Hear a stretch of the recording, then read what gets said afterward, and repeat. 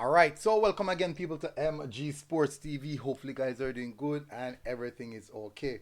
So, this is actually the Reggae Boyz U20 versus Bermuda match preview.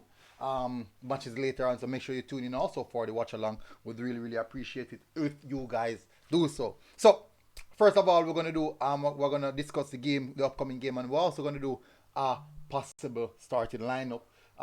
Well, basically, my predicted starting lineup. So it can be 90% chance that it's gonna be wrong. 99% chance it's gonna be wrong because at least one or two players, or even the system or the formation, is gonna be wrong. So, anyways, still gonna get into that. But before we do, please hit the like button and hit the subscribe button if you're here for the first time. Would tremendously appreciate it if you do so. So let's get straight into the meat of the matter, as you guys know. So this is the squad.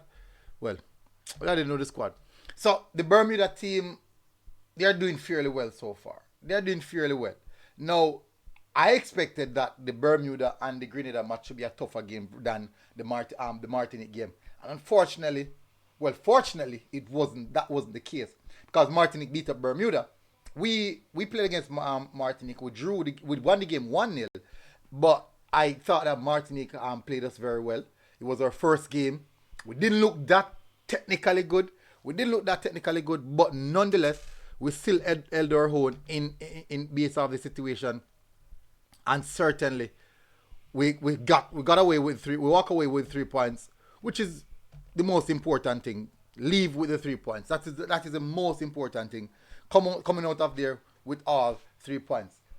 On the other hand, then we played against Grenada, and I thought that would have been a tougher game. Because I saw the Bermuda versus Grenada game, and I'm saying that was a very good game because based off how the two teams played, they went at each other.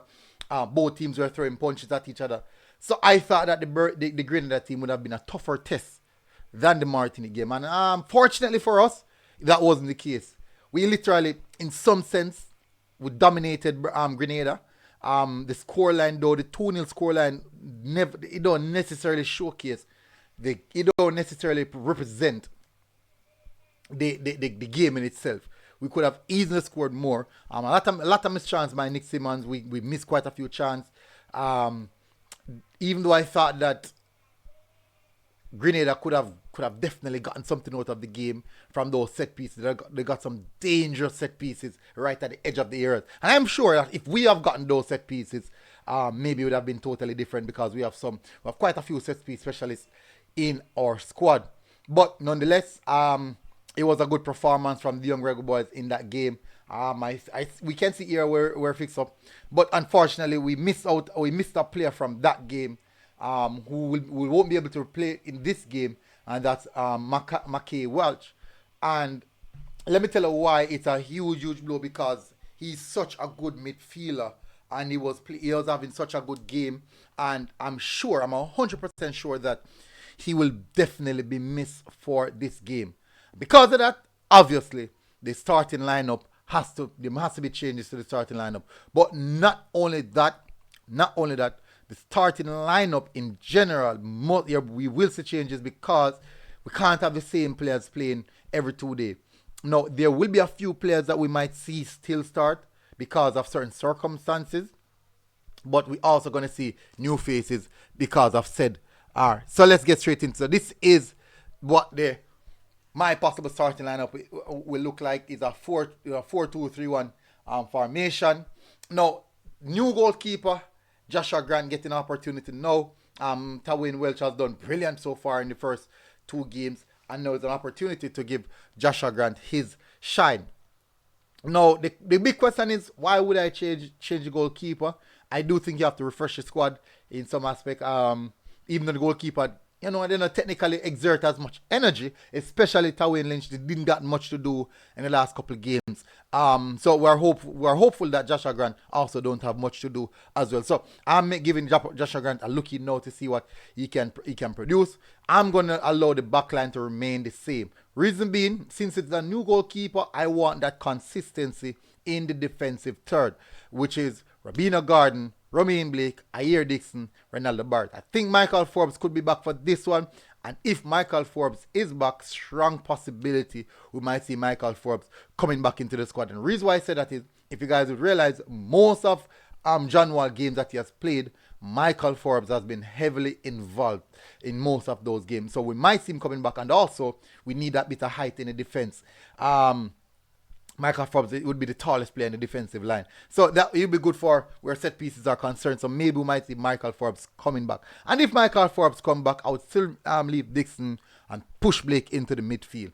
So for the midfield too, now still question mark around Adrian Reed, because we saw he got a few bad knock in the game versus Grenada. Went down a couple times, got back up, but he did still got the opportunity to play out almost the entirety of the game. Nonetheless, Bignell will be coming in for this one. Fabian Reynolds also will be coming on the right hand side. Brian Burkitt will be slotting into the defensive midfield, the attacking midfield position, and Tyrese go on the left hand side. Christopher Ainsworth will be resting this time around, and Denzel McKenzie, Ashton Gordon lead back the line ahead of Simmons. No, listen to this. The reason why I'm freshening up the front line, because as you know, every 2 days they tend to be, this is the likely position that you can make more changes based on how the competition is proceeding. And I do believe that these guys definitely would have come on and showcased that they can definitely provide something.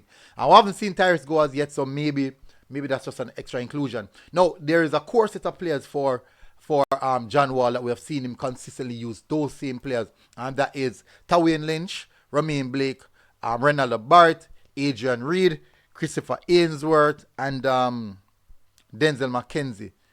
So these are the 6 players that consistently starts for John Wall. So maybe we might still might see those same players. Let me go on through them. Tawain Lynch in goal, Romain Blake, Ronaldo Barrett, Michael Forbes. Sorry, my apologies. Forbes should be involved.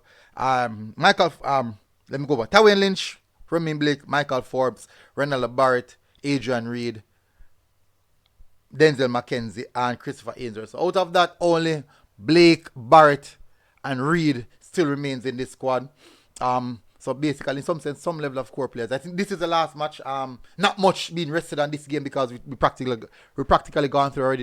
Even just a draw, and we're already through. So this is a perfect opportunity. If not, there won't be any other, to give some other players the opportunity to come and play some football. So that there would definitely be my possible starting lineup. Overall, I do think that we should still get something from this game. I'm gonna say maybe 3-0. I'm gonna go 3-0. That's a big scoreline, yeah. I'm gonna go 3-0. I do think the Bermuda team is a good team, but I think we have more than the way Martinique deal with Bermuda. Martinique had the really pressure Bermuda. I think we should definitely do something similar. I'm not saying that it's a must that the ball is round, but I'm expecting us to give Bermuda a very good run for their money. Anyways, big up on yourself, people. That is it for me. Hopefully you guys are doing good, and I'll see you guys again until next time. MG Sports TV. We are out, people. Boom. God bless.